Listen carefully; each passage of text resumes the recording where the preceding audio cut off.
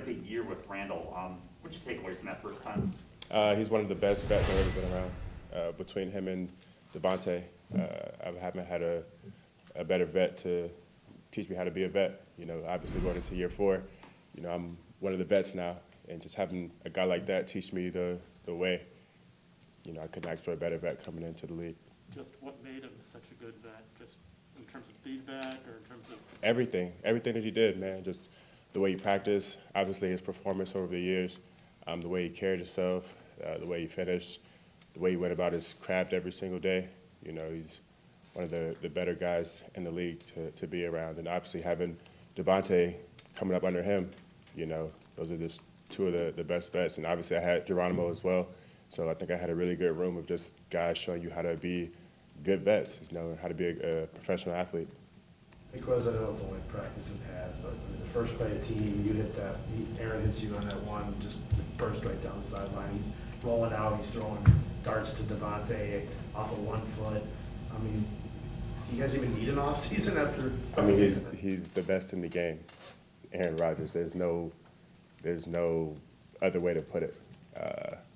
Even before I got into the league, he's always been my favorite quarterback. Just the things that he can do with the football is unheard of and unreal. Obviously, he's been in this game for a long time, and he knows what he's doing. You know, I mean, I don't care what he does in the offseason. You know, he's going to come in and be ready to throw a football at any given time from any different angle. So, For you, I mean, obviously we saw how many times you were able to get down the field and beat guys, but and again, not to harp on a stupid play in training camp, but that first catch, it was like catch and run for you.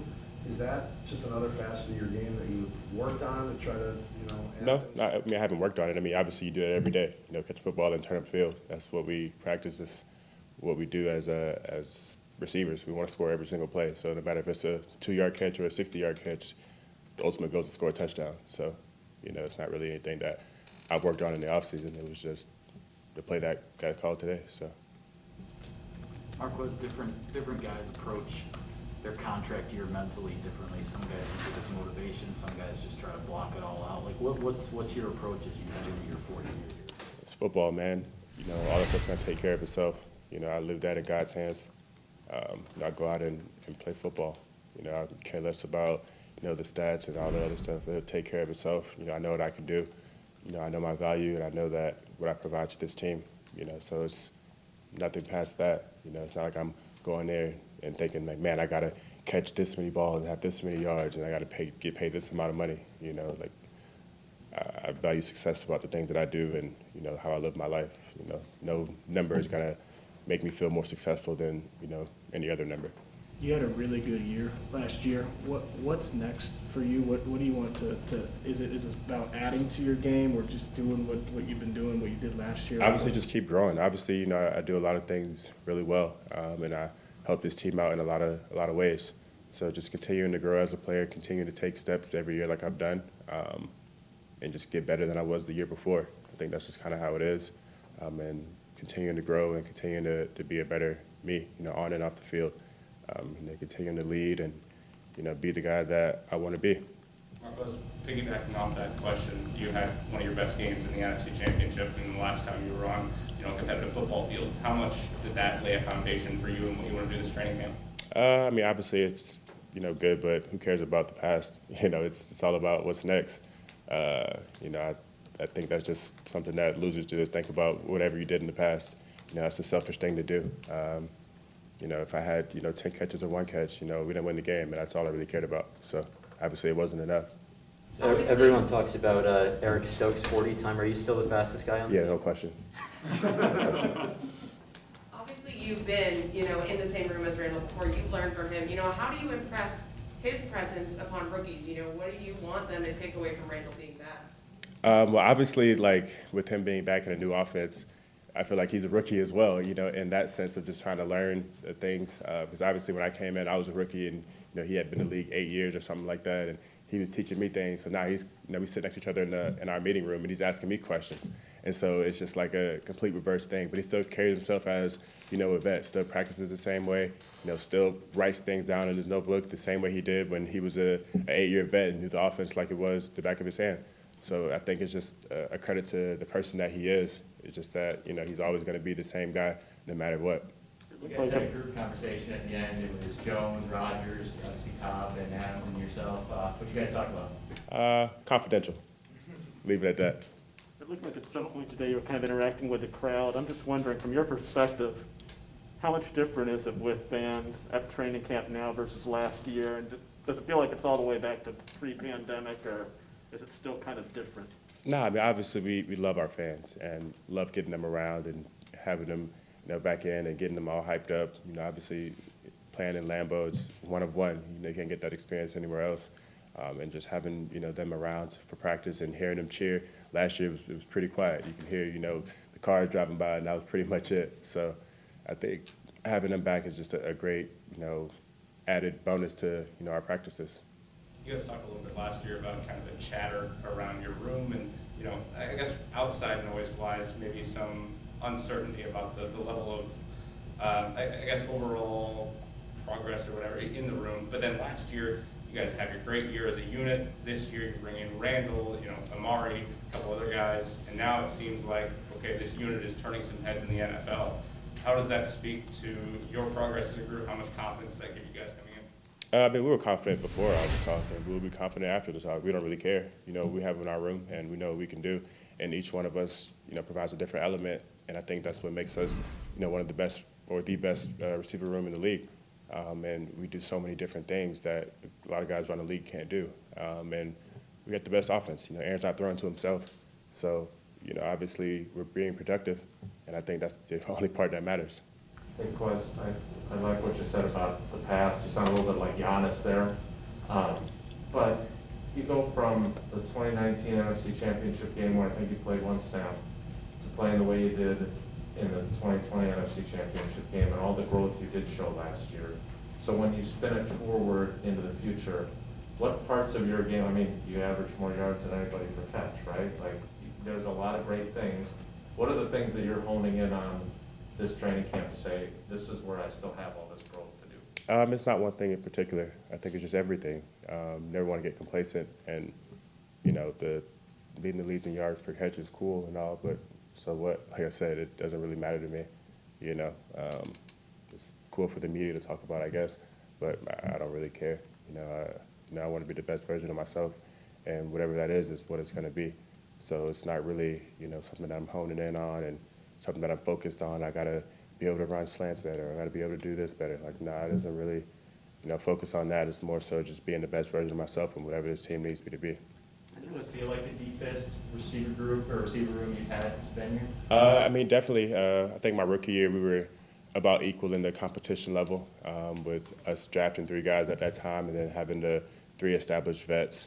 So it's kind of the same kind of thing now, with the amount of people in the room. And it's a pretty crowded room right now and very competitive. We love it. It brings the best out of everybody. There's no days off, and there's no guaranteed spots, so you got to go out and perform every day. And I think that's just what makes, the NFL so special, is that it's super competitive all the time, every single day.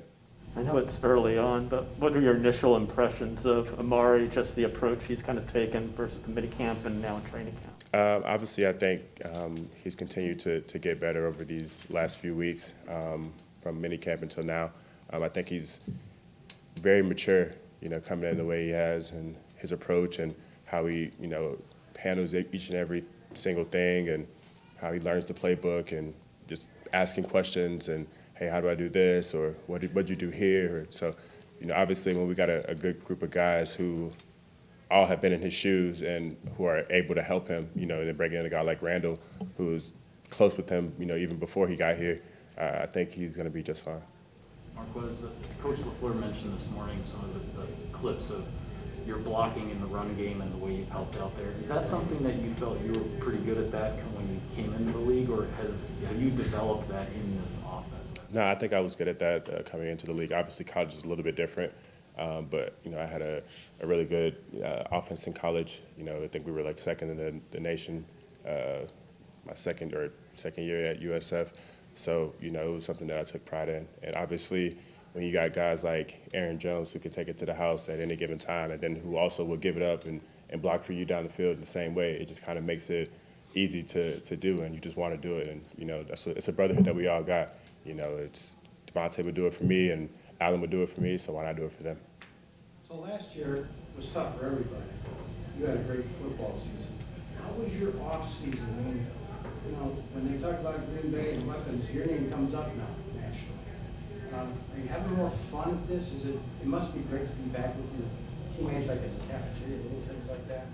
I mean, my off season was great. You know, dropped my clothing line, dropped my gaming org.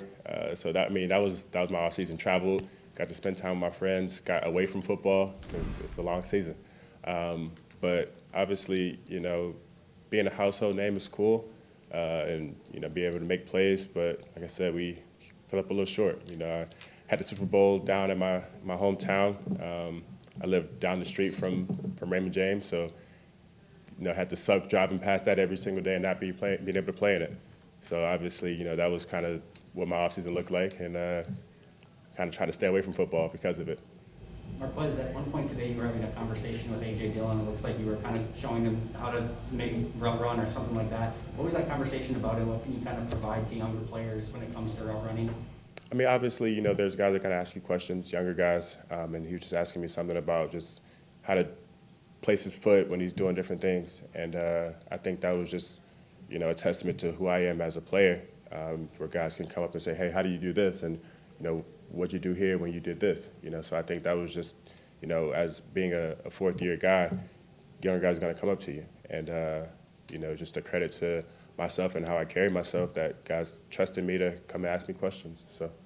Do you feel more trust from Aaron? Opposed to? Over the years, just your growth as a player and more confidence in you?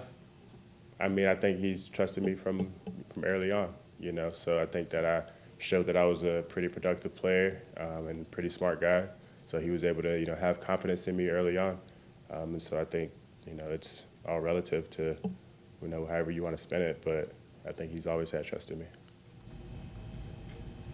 Anything else from the room? All right, let's take, Kay, let's take the one from Zoom, and we'll be good. All right, go ahead, Kyle Malza. Marquez, you're a high-energy guy, and you have a sense of swagger to your game, and I think that's very valuable inside of the locker room. Is that something that you emphasize when you come to work every day, to pump your teammates up and bring that energy? I think I just like to have fun, you know, make fun of Kenny Clark on a regular basis. His locker's right next to mine, so I kind of walk in the building and say a joke at him pretty much every single day. You know, something about, you know, his weight or how big his head is or whatever. But obviously I think it's fun, you know, just to have guys like that in the locker room because it just provides some type of excitement, man. No one wants to talk about football all the time. People want to laugh. And, you know, you want to make your work environment fun and fun to be around because, you know, I know what it's like to not be in a fun work environment. And so obviously winning solved a lot of those issues. But if you're winning and having fun, you know, the sky's the limit. And I think we did that and created that work environment, and guys enjoy being here. So I think that's just kind of what it is.